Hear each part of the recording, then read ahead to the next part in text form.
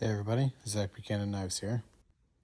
This knife was made by my father, Zac Buchanan, in 2012. It's a pattern of his own design. You can see the Zac Buchanan maker stamp. It has maroon micarta.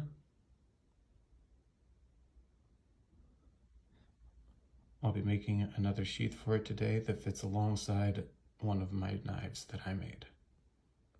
This is the knife that I made. It is a Loveless style backpacker. This is my logo, Zac Buchanan, Eugene, Oregon. It was made in 2014.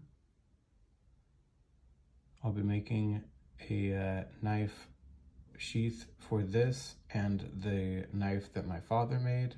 They'll be riding in the same sheath together, and that's what the client wanted.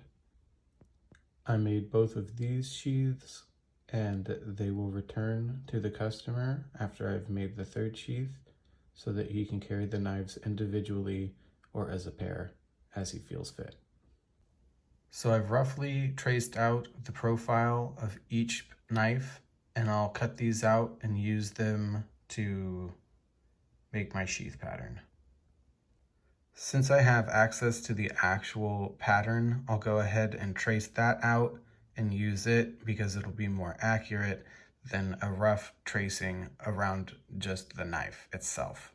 But this will work if you need to, if you're making a sheath for somebody else and you don't have their pattern. So by moving the knife around on the page, I've determined that I think I like the way that this looks. So I'll go ahead and trace those out like I have, and then I'll draw out the pattern of the sheath around these to make sure that it fits well. I've taken a ruler and a pen, and I've marked out dots a ½ inch away from the perimeter of the knives. This will give me space to grind all the leather down flat and flush, and also give me space to sew up the sheath. All right, so I went ahead and I just connected the dots all around here, and I brought it up, and I decided I didn't like the way that looked. I don't like the way it looks just connected as one sheath, so I decided I'd just split the difference in here like so. Followed these up as far as the normal sheath would go on either side.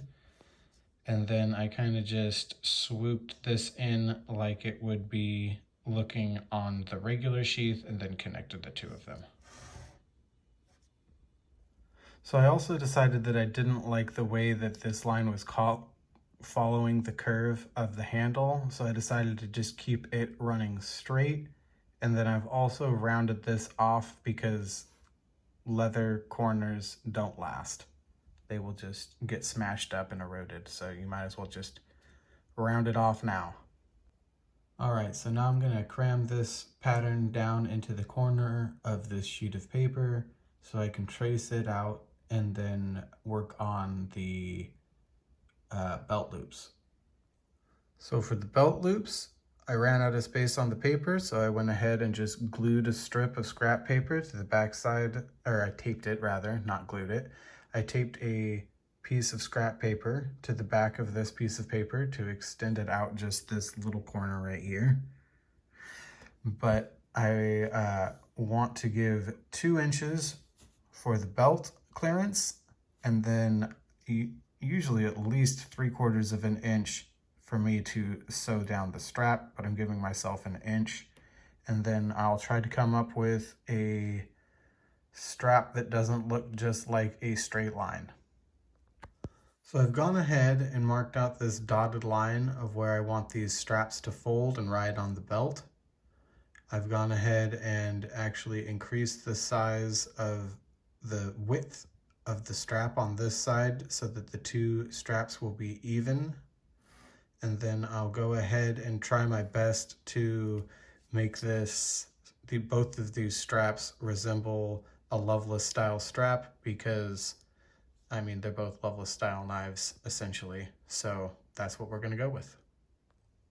All right, so I decided to not split the sheath until it hits the belt loop and then wraps around the belt. I think that'll give it a little more stability. These look a little bit like chicken legs, not gonna lie. So I've gone ahead and traced this out again, and this piece will be the face of the sheath, and this piece I will cut into the welt of the sheath. So we know that to fit these knives, the welt can't be any bigger than this. We'll have to cut this down to size to allow space for the knife to slip in past the welt, but we'll also leave certain sections a little large to hold the knife in snugly.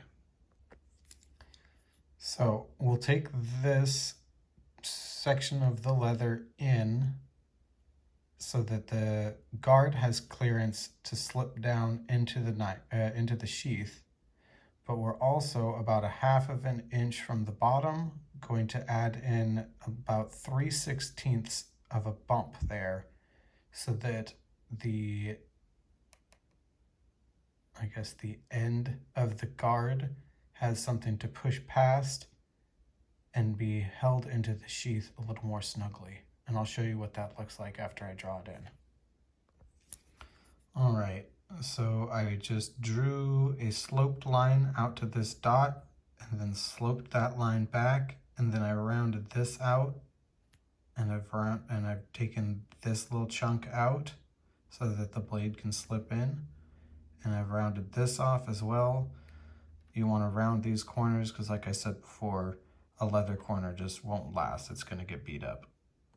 Since this is just a one-off pattern, I've decided to just use the paper instead of upgrading to the cardboard, and we'll just go ahead with this and head on into the sheath. So this is a paper version of what the sheath should look like when I'm finished. All right, here is the finished sheath.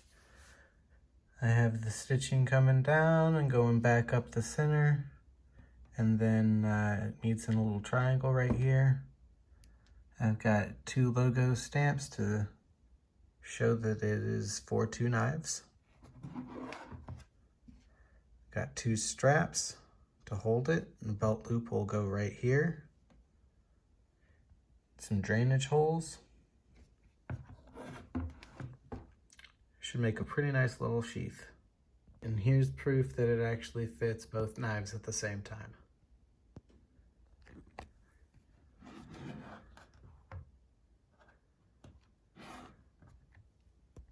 All right, thanks for watching.